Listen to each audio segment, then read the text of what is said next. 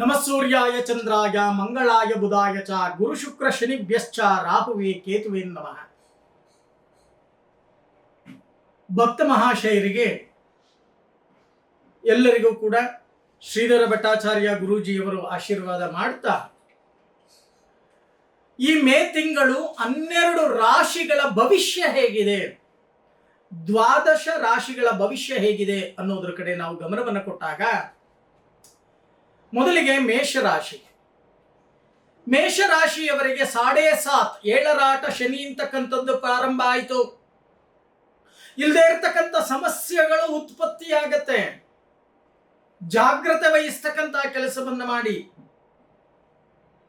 ಇನ್ನ ಗುರು 14ರವರೆಗೂ ಚೆನ್ನಾಗಿರ್ತಾನೆ. 14ರ ನಂತರ ನಿಮಗೆ ಅನರ್ಥಗಳನ್ನ ಮಾಡ್ತಾನೆ. ನೀವು ಆಡುವ ಮಾತಿನಿಂದ ಅನರ್ಥಗಳಾಗ್ತಕ್ಕಂಥದ್ದು, ಗೆಳೆಯರಲ್ಲಿ, ನೆಂಟರಲ್ಲಿ, ಇಷ್ಟರಲ್ಲಿ ನಿಷ್ಠೂರಗಳನ್ನು ಕಟ್ಕೊಳ್ತಕ್ಕಂಥ ಸಾಧ್ಯತೆ ಹೆಚ್ಚಾಗಿ ಕಂಡು ಬರುತ್ತೆ. ಜಾಗ್ರತೆಯನ್ನು ವಹಿಸ್ತಕ್ಕಂಥ ಕೆಲಸವನ್ನ ಮಾಡಿ.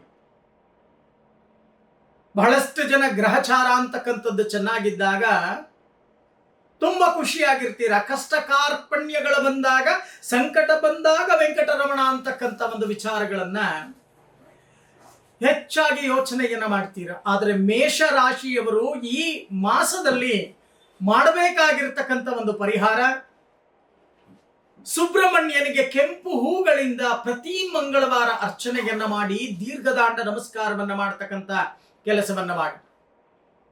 ಇನ್ನು ವೃಷಭ ರಾಶಿ, ಈ ವೃಷಭ ರಾಶಿಯವರಿಗೆ ಜನ್ಮದಲ್ಲೇ ಗುರು ಸಂಚಾರವನ್ನ ಮಾಡ್ತಾ ಇದ್ದಾನೆ.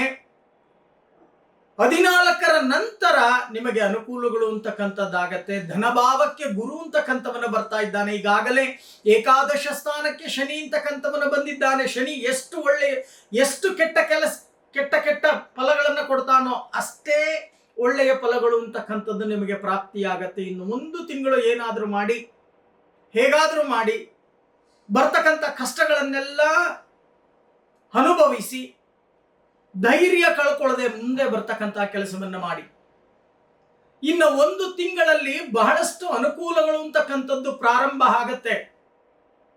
ಧನಭಾವದಲ್ಲಿ ಗುರು, ಏಕಾದಶದಲ್ಲಿ ಶನಿ ಮತ್ತೆ ಗುರು ಒಳ್ಳೆಯ ಫಲಗಳನ್ನು ಕೊಡ್ತಕ್ಕಂಥದ್ದು, ಭಾಗ್ಯೋದಯ ಆಗ್ತಕ್ಕಂಥ ಸಾಧ್ಯತೆ, ಮಾಡಿರ್ತಕ್ಕಂಥ ಸಾಲವನ್ನು ತೀರಿಸ್ತಕ್ಕಂಥ ಸಾಧ್ಯತೆ, ಶುಭ ಕಾರ್ಯಗಳ ನಡೀತಕ್ಕಂಥ ಸಾಧ್ಯತೆ ಇವೆಲ್ಲವೂ ಕೂಡ ಕಂಡು ಬರುತ್ತೆ.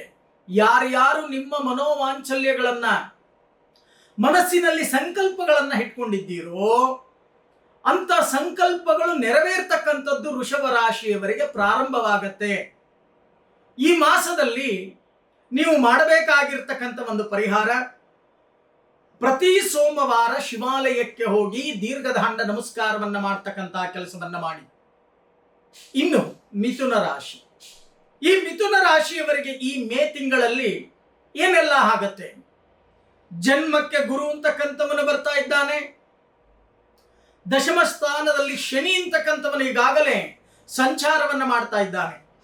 ಉದ್ಯೋಗ ಕಳ್ಕೊಳ್ತಕ್ಕಂಥವರೆಷ್ಟು ಜನನೋ, ಉದ್ಯೋಗದಲ್ಲಿ ಸಮಸ್ಯೆಗಳು ಅಂತಕ್ಕಂಥದ್ದು ಎಷ್ಟು ಜನಕ್ಕೋ, ಅವರವರ ಜಾತಕಕ್ಕೆ ಅನುಗುಣವಾಗಿ ಬರ್ತಕ್ಕಂಥ ಫಲಾಫಲಗಳು ಒಟ್ಟಾಗಿ ಅಶುಭ ಫಲಗಳು ಹೆಚ್ಚಾಗಿ ನೀವು ಅನುಭವಿಸಬೇಕಾಗತ್ತೆ. ಜಾಗ್ರತೆಯನ್ನ ವಹಿಸಿ. ಯಾರ್ಯಾರು ವಾಹನ ಚಾಲನೆಯನ್ನ ಮಾಡ್ತೀರೋ ಏಕಾಗ್ರತೆಯನ್ನ ಇಟ್ಕೊಂಡು ವಾಹನ ಚಾಲನೆ ಮಾಡಿ. ಅಪಘಾತಗಳಾಗ್ತಕ್ಕಂಥ ಸಾಧ್ಯತೆಗಳು ಹೆಚ್ಚಾಗಿ ಕಂಡು ಬರುತ್ತೆ ಈ ಮಿಥುನ ರಾಶಿಯವರಿಗೆ ಈ ಮೇ ಮಾಸದಲ್ಲಿ.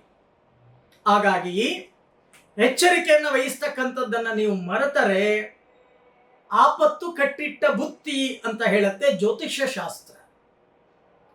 ಈ ಮಾಸದಲ್ಲಿ ನೀವು ಮಾಡಬೇಕಾಗಿರ್ತಕ್ಕಂಥ ಒಂದು ಪರಿಹಾರ, ಪ್ರತಿ ಬುಧವಾರ ವಿಷ್ಣು ಆಲಯಕ್ಕೆ ಹೋಗಿ ನಾಟಿ ತುಳಸಿಯನ್ನ ಅರ್ಪಣೆಯನ್ನು ಮಾಡಿ, ದ್ವಾದಶ ಅಂದರೆ 12 ದೀರ್ಘದಾಂಡ ನಮಸ್ಕಾರಗಳನ್ನು ಮಾಡ್ತಕ್ಕಂಥ ಕೆಲಸವನ್ನ ಮಾಡಿ. ಇನ್ನು ಕಟಕ ರಾಶಿ, ಈ ಕಟಕ ರಾಶಿಯವರಿಗೆ ಈಗೇನೋ ಗುರು ಏಕಾದಶದಲ್ಲಿದ್ದಾನೆ, ಅನುಕೂಲಗಳು ಅಂತಕ್ಕಂಥದ್ದಾಗ್ತಾ ಇದೆ. ಮೇ 14 ಈ ಮಾಸದಲ್ಲಿ 14ನೇ ತಾರೀಕು ಗುರು ಮಿಥುನಕ್ಕೆ ಪ್ರವೇಶ ಮಾಡಿದ ನಂತರ ನಷ್ಟಗಳು ಅಂತಕ್ಕಂಥದ್ದಾಗತ್ತೆ. ಎಚ್ಚರಿಕೆ ವಹಿಸಿ. ನಿಮ್ಮ ಆಸ್ತಿಗಳನ್ನು ಕಳ್ಕೊಳ್ತಕ್ಕಂಥದ್ದು ಅಥವಾ ಮಾಡ್ತಕ್ಕಂಥ ವ್ಯಾಪಾರಗಳಲ್ಲಿ ನಷ್ಟಗಳನ್ನು ಮಾಡ್ಕೊಳ್ತಕ್ಕಂಥದ್ದು, ಅಥವಾ ಮನೆಯಲ್ಲಿ ಇರ್ತಕ್ಕಂಥ ವಸ್ತುಗಳನ್ನ ನಷ್ಟ ಮಾಡ್ಕೊಳ್ತಕ್ಕಂಥದ್ದು, ವಾಹನಗಳನ್ನ ನಷ್ಟ ಮಾಡ್ಕೊಳ್ತಕ್ಕಂಥದ್ದು. ಆ ನಷ್ಟ ಅಂತಕ್ಕಂಥದ್ದು ವ್ಯಯಭಾವಕ್ಕೆ ಗುರು ಅಂತಕ್ಕಂಥವರು ಬಂದಾಗ ನಷ್ಟಗಳು ಅಂತಕ್ಕಂಥದ್ದು ಅಧಿಕವಾಗತ್ತೆ. ಜಾಗ್ರತೆಯನ್ನು ವಹಿಸ್ತಕ್ಕಂಥ ಕೆಲಸವನ್ನ ಮಾಡಿ. ಇನ್ನು ಈಗ ನಿಮಗೆ ದಶಮ ಸ್ಥಾನ ಅಂದ್ರೆ ಭಾಗ್ಯಸ್ಥಾನದಲ್ಲಿ ಗುರು ಅಂತ ಶನಿ ಅಂತಕ್ಕಂಥವರಿದ್ದಾರೆ. ಗುರು ಅಲ್ಲ, ಸಾರಿ, ಶನಿ. ಆ ಶನಿ ಮೀನ ರಾಶಿಯಲ್ಲಿ ಸಂಚಾರವನ್ನು ಮಾಡ್ತಾ ಇದ್ದಾನೆ. ಬಹಳಷ್ಟು ಜನ ಅಂತಾರೆ, ಅಯ್ಯೋ ಭಾಗ್ಯಸ್ಥಾನದಲ್ಲಿ ಶನಿ ಇದ್ದಾನೆ, ಕರ್ಮಕಾರಕ. ಬಹಳಷ್ಟು ಜ್ಯೋತಿಷ್ಯರು ಮಾತನಾಡ್ತಕ್ಕಂಥ ವಿಚಾರ ಇದು. ಕಟಕ ರಾಶಿಯವರಿಗೆ ಭಾಗ್ಯಸ್ಥಾನದಲ್ಲಿ ಶನಿ ಅಂತಕ್ಕಂಥವರಿದ್ದಾರೆ, ನಮಗೆ ಭಾಗ್ಯೋದಯವಾಗತ್ತೆ. ನಿಜ, ಶನಿ ಕರ್ಮಕಾರಕನೂ ಹೌದು, ನ್ಯಾಯಕಾರಕನೂ ಹೌದು. ಅಂದ್ರೆ ಡಿಸಿಷನ್ ಮೇಕರ್. ಕರ್ಮಣ್ಯೇವಾಧಿಕಾರಸ್ಯ ಮಹಾಫಲೇಶು ಕದಾಶನಃ. ಕರ್ಮಗಳಿಗೆ ಅನುಸಾರವಾಗಿ ಶನಿ ಫಲವನ್ನು ಕೊಡ್ತಾನೆ. ಚೆನ್ನಾಗಿ ಅರ್ಥ ಮಾಡ್ಕೊಳ್ಳಿ.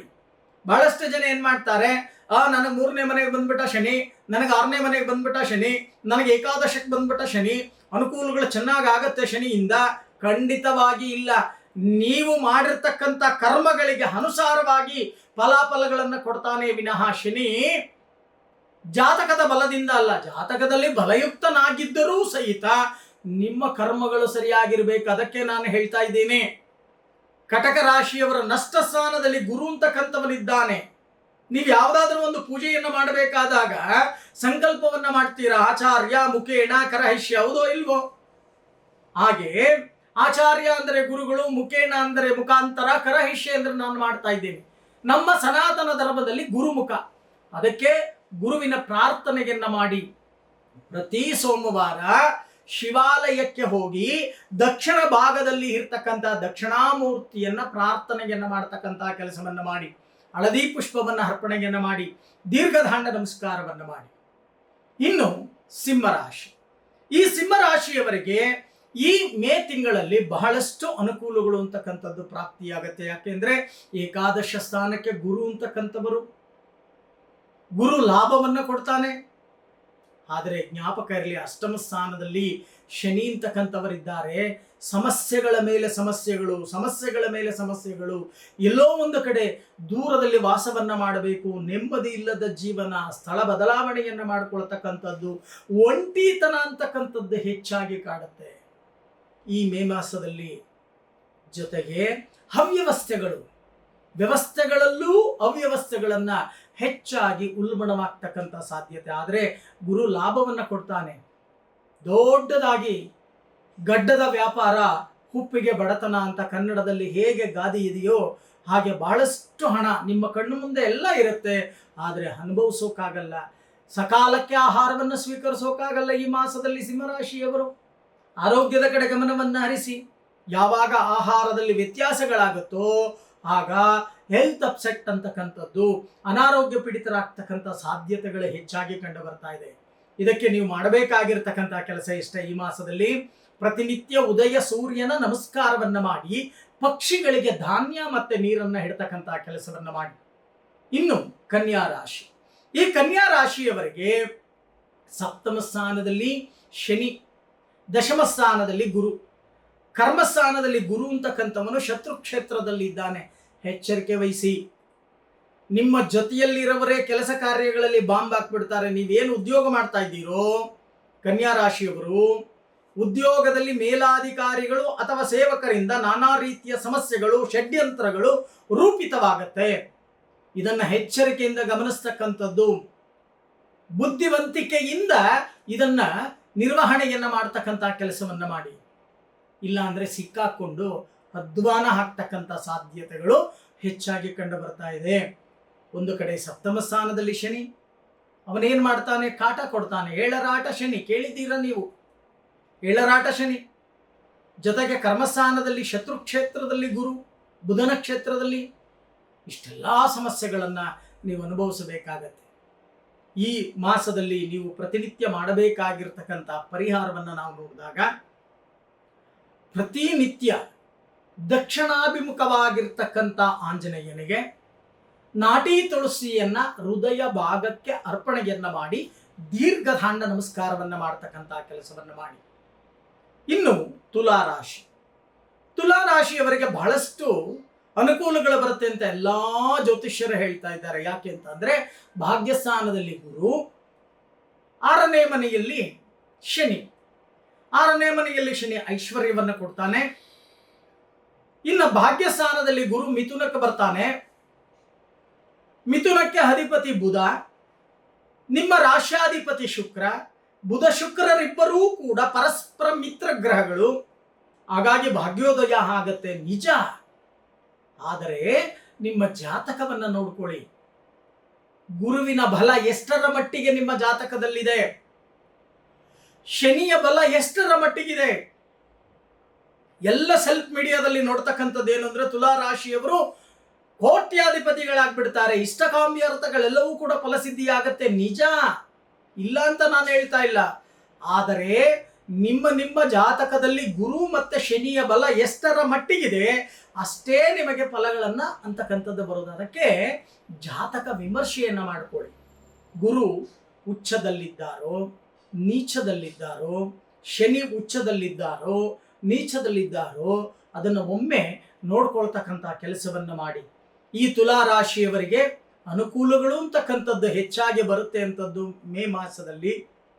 ಆದರೆ ಈ ತುಲಾರಾಶಿಯವರು ಮಾಡಬೇಕಾಗಿರ್ತಕ್ಕಂಥ ಪರಿಹಾರ ಮೇ ತಿಂಗಳಲ್ಲಿ ಪ್ರತಿ ಶುಕ್ರವಾರ ನೀವು ಮಾಡಬೇಕಾಗಿರ್ತಕ್ಕಂಥದ್ದು ಶ್ವೇತ ವರ್ಣದ ಅಂದ್ರೆ ಬಿಳಿ ಬಣ್ಣದ ಹಸು ಮತ್ತೆ ಕರುವಿಗೆ ಗೋಪೂಜೆಯನ್ನ ಮಾಡಿ ಬೆಲ್ಲ ಬಾಳೆಹಣ್ಣನ್ನ ತಿನ್ನಿಸಿ ದೀರ್ಘದಾಂಡ ನಮಸ್ಕಾರವನ್ನ ಮಾಡ್ತಕ್ಕಂಥ ಕೆಲಸವನ್ನ ಮಾಡಿ.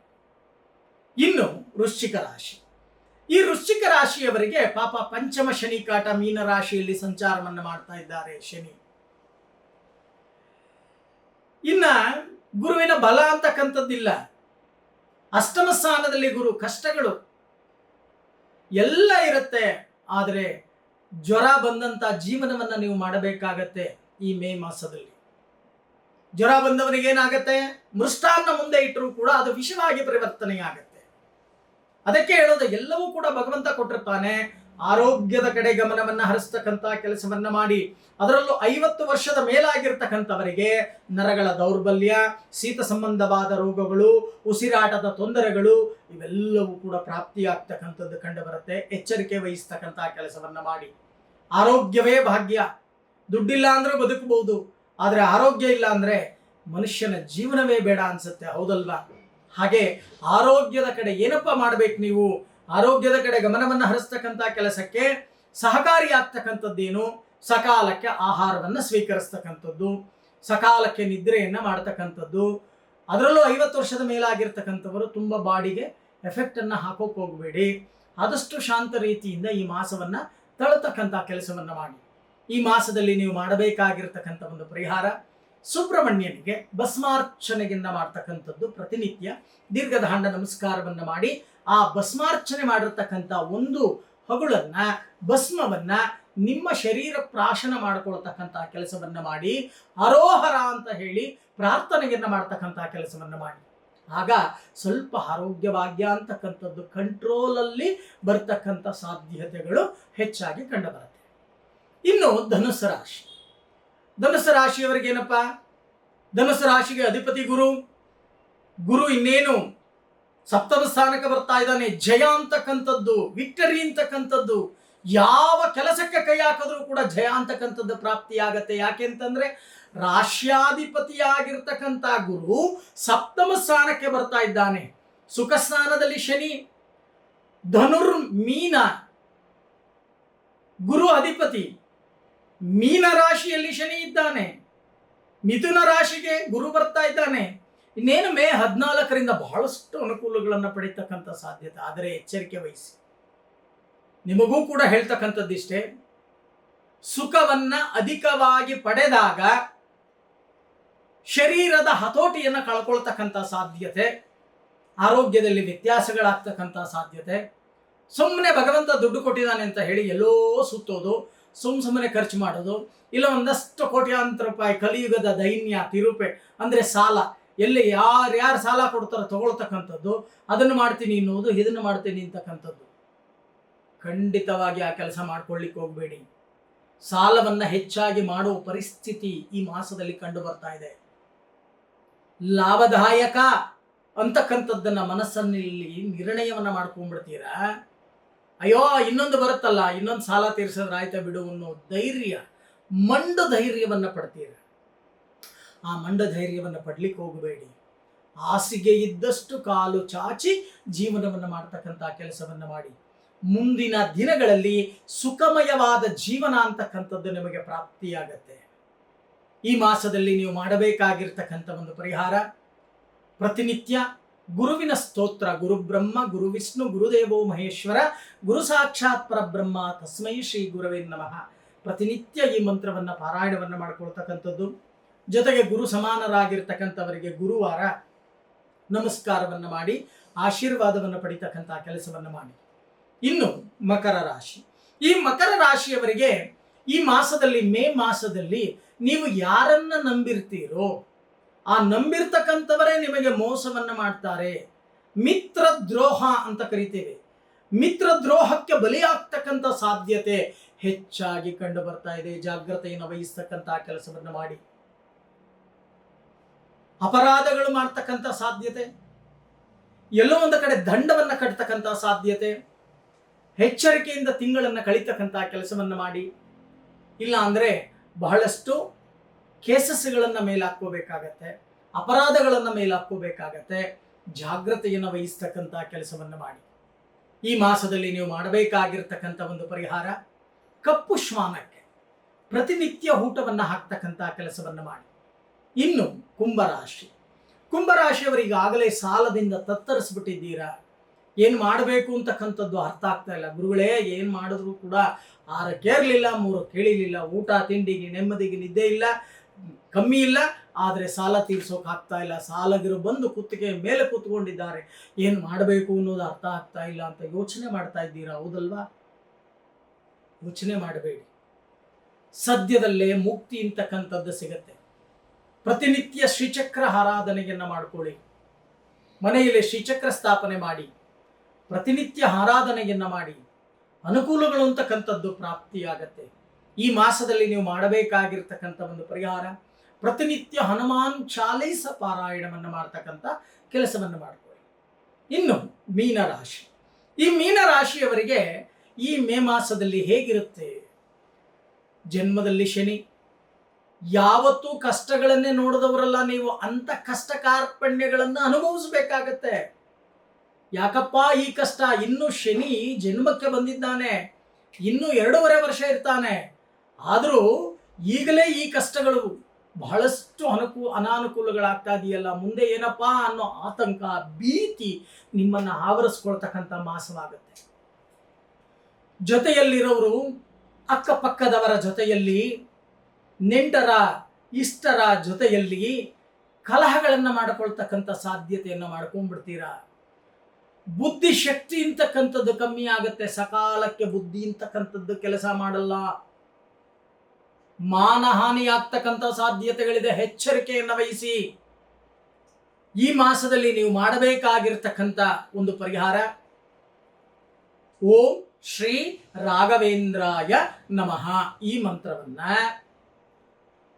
ಪ್ರತಿನಿತ್ಯ 108 ಬಾರಿ ಜಪವನ್ನು ಮಾಡಿಕೊಳ್ತಕ್ಕಂಥ ಕೆಲಸವನ್ನು ಮಾಡಿ. ನಿಮಗೆಲ್ಲರಿಗೂ ಕೂಡ ಆದಿತ್ಯಾದಿ ನವಗ್ರಹಗಳ ಅನುಗ್ರಹ ಪ್ರಾಪ್ತಿಯಾಗಲಿ, ಸುಖ ಜೀವನ ಪ್ರಾಪ್ತಿಯಾಗಲಿ ಅಂತ ಹೇಳಿ, ನಾನು ಕೂಡ ಈ ಮೇ ತಿಂಗಳಲ್ಲಿ ನಿಮ್ಮ ಪರವಾಗಿ ನಾನು ಕೂಡ ಆ ಆದಿತ್ಯಾದಿ ನವಗ್ರಹಗಳನ್ನು ಪ್ರಾರ್ಥನೆಯನ್ನು ಮಾಡ್ತೀನಿ.